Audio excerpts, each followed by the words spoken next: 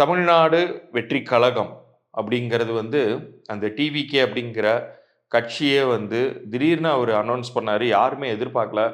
ஒரு சடனா ஒரு இன்ஃபர்மேஷன் குடுத்தாரு. அவர் பாட்டுக்கு கட்சிய துவங்கிட்டாரு. எனக்கு இதுதான் கடைசி படம்னு அறிவிச்சுட்டாரு. ஸோ அந்த லெவல்ல வேகமா போயிட்டுருக்காரு. ஆனா, இது எல்லாத்துக்கும் எது வந்து அவருக்கு ஒரு உந்து சக்தியாக இருந்தது?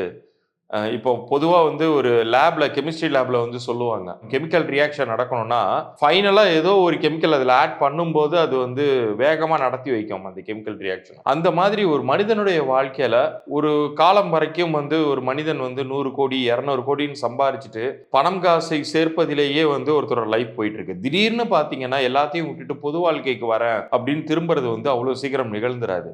முக்கியமா மீடியா ஃபீல்ட்ல இருக்கிறவங்களுக்கு. அது மாரி நிகழுதுன்னா, அதற்கு ஏதோ ஒரு பிரபஞ்ச அதிர்வலைகளும் காரணமாக இருக்கும். குறிப்பாக இறைவனுடைய அனுக்கிரகமும் அதற்கு ஒரு காரணமாக இருக்கும்.